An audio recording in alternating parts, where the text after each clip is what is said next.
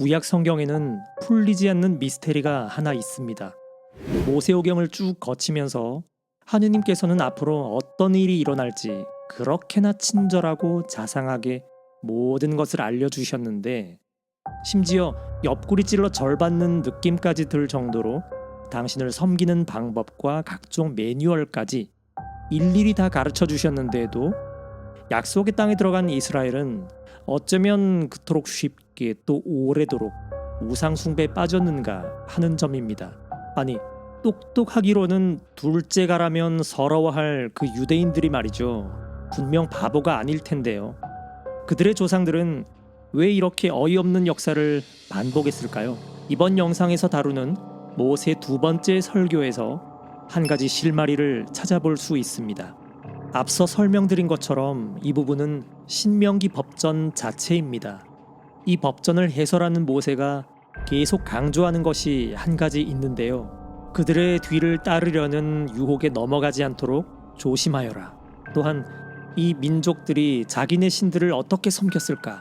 나도 그렇게 하고 싶다 하며 그들의 신들을 찾는 일이 없도록 조심하여라.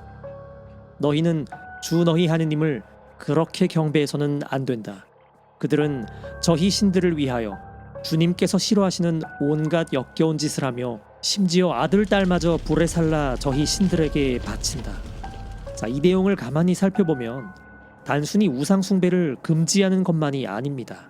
가나안 스타일, 다시 말해 세상의 방식으로 나를 섬기지 마라 라는 경고의 말씀도 함께 담겨 있습니다.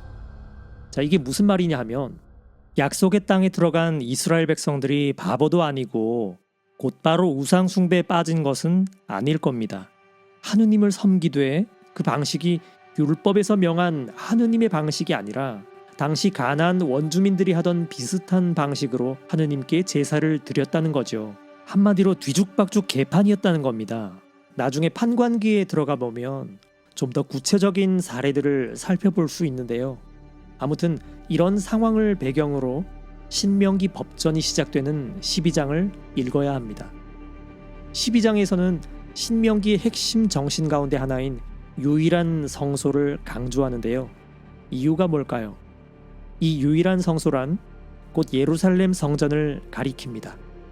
당시 가나안 종교는 딱히 거룩한 장소, 즉 성소란 개념이 없이 언덕이나 골짜기 같은 자연 곳곳에서 그냥 숭배되었습니다. 그래서 구약에서 바알은 주로 복수형으로 신들이란 이름으로 불리었고, 성경 곳곳에서 바알이란 이름이 붙은 가나안 지명이 무수히 나옵니다. 그러니 제사를 바칠 수 있는 곳을 한 곳으로만 지정했다는 것은 당시 지역 곳곳에서 자행되던 세속적으로 변질된 가나안식 제사를 없애기 위해서였습니다.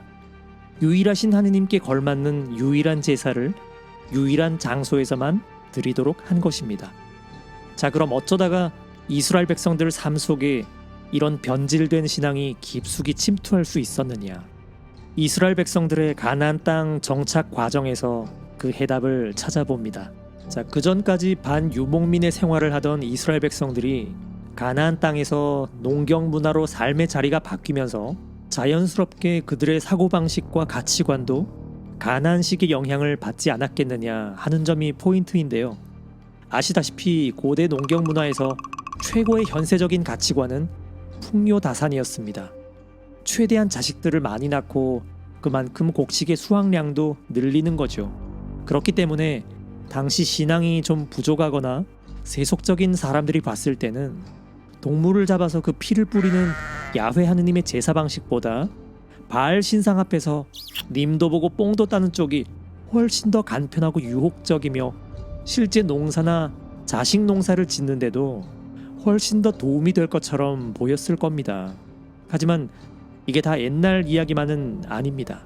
왜냐하면 이 풍요다산에 해당하는 오늘날의 이름은 물질 만능주의와 쾌락주의이기 때문입니다. 하느님을 섬긴다고 하면서도 실제로는 내가 원하는 것을 얻기 위해서 내가 원하는 방식으로 하느님을 섬기는 것이 우상 숭배의 본질입니다. 결국 시대에 따라 모습과 형태만 바뀌었지 우상 숭배는 아직도 여전하다는 것이죠. 물론 반대의 경우도 있습니다. 우상 숭배라고 해서 가나안 원주민들이 이스라엘 백성들에 비해서 종교적인 열성이 뒤떨어진다고 생각하면 오산입니다. 교회 역사를 보더라도 보통 이단들은 더 열심히 하려는 마음에서 종종 발생하기도 하니까요. 당시 좀 신심 있다고 자부하던 이스라엘 백성들 눈에도 자식을 불태워 바치던 몰록 신을 섬기는 신앙이 기껏해야 동물을 바치던 야훼 신앙보다 어쩌면 훨씬 더 숭고하고 거룩한 희생으로 보였을지도 모릅니다. 한마디로 미지근한 마음으로 인해서 기복신앙으로 변질된 것도 문제지만 반대로 과도한 열성으로 인해서 하느님께서 요구하시지도 않은 것들을 경건함으로 포장해서 자기 학대나 자기 파괴에 이르는 극단적인 열광주의도 문제라는 것이죠. 오죽하면 레위기에서도 너희는 죽은 이를 위하여 너희 몸에 상처를 내서는 안 된다는 규정이 있었을까요? 실제로 당시 가나안 종교들은 자신의 몸을 자해하면서 고인에게 애도를 표하거나 신의 은총을 비는 문화가 존재했습니다. 아브라함이 아들 이삭을 번제물로 바치려 했던 이야기도 이런 관점에서 다시 한번 살펴볼 수도 있지 않을까요? 분명 아브라함은 그런 극단적인 행위로 종교적인 신심을 표현하려 했던 당시의 종교 문화 안에서 자라났을 테니까요. 이런저런 이유로 신명기 법전에서는 기복적이고 쾌락적이며 극단적이기도 했던 당시 가나안의 종교적 문화를 근절하고 모든 공식적인 전례와 예배 행위를 예루살렘 중앙으로 집중시킴으로써 유일신 하느님께 대한 신앙을 회복하고자 했습니다. 그런데 이런 조치는 또 다른 현실적인 문제점들을 일으켰는데요. 그 중에서 첫 번째는 예루살렘에서만 제사를 바치게 됨으로써 그동안 제사를 통해 고기를 섭취하던 지방민들은 더 이상 고기를 먹을 일이 없게 된 것이죠. 그래서 어느 곳에서든지 짐승을 잡아서 고기를 먹을 수 있게 허용하는 대목이 12장에 나오게 된 것입니다. 그리고 예루살렘으로 종교적인 기능이 집중되면서 자연스럽게 권력도 중앙으로 집중되었는데요. 당연히 이것을 비판하는 예언자들이 생겨났겠죠. 문제는 그 중에서 누가 진짜 예언자인지 가려내야 했다는 것입니다. 그래서 참된 예언자를 가려내는 기준이 18장에 제시되고 있습니다. 이렇게 신명기에서는 앞으로 가나안 땅에 정착한 이후에 벌어질 일들, 다시 말해 역사서에 해당하는 성경의 내용을 미리 엿볼 수 있습니다. 이스라엘 민족의 삶 속 깊숙이 침투했던 가나안의 종교와 문화에 맞서서 이스라엘 백성들은 두 가지 방식으로 대응했습니다. 첫 번째는 근본적으로 배척하고 뿌리채 뽑으려 했던 신명기의 방식입니다. 그리고 이 신명기의 정신은 구약 성경 전반, 특히 신명기의 역사서에 깔려있는 사상이기도 하죠. 하지만 다른 한편으로는 이미 깊숙이 침투한 이방 문화를 뿌리채 뽑기보다는 이것을 야훼 신앙에 기반해서 새롭게 해석하려 한 방식의 대응도 있었습니다. 예를 들면 창세기 천지창조 이야기에 잘 나타나는데요. 당시 고대 근동 문화에서 해와 달과 별, 하늘, 땅, 바람과 같은 자연의 영역들은 각각 독자적인 신이며 특히 수메르 문명의 주신들이었습니다. 그런데 당시 변방에 보잘것없는 한 작은 민족에 불과했던 이스라엘이 자신들의 경전의 서문인 창세기 1장에서 밝힌 내용은 놀라웠습니다. 야훼라는 신이 온 우주의 유일한 신이며 당신들이 믿는 것들은 우리 야훼 하느님이 창조해서 그 자리에 갖다 놓은 하나의 피조물에 불과하다는 것입니다. 이것은 당시로서는 대담하고 혁명적인 선포인 것이죠. 월화수목금토일, 현재 전 세계가 사용 중인 일주일 시스템은 사실 로마로 넘어가기 이전부터 고대 수메르인들이 사용했던 체계였습니다. 그들은 각각의 날에 자신들이 신봉하던 신들의 이름을 붙였습니다. 하지만 이스라엘 민족은 이것조차 야훼 하느님 신앙으로 변용합니다.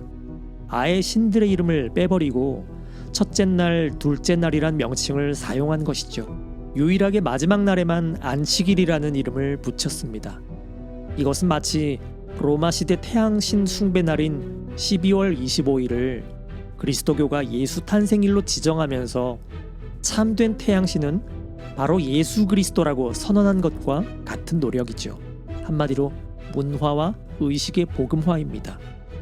거대한 이방 문화의 유혹과 침투 앞에서 아예 뿌리채 뽑으려 했던 신명기나 그게 아니면 아예 알맹이를 바꿔버렸던 창세기나 모두 야훼 신앙의 순수성을 지키려 했던 당시 이스라엘의 치열한 신학적 노력인 셈입니다.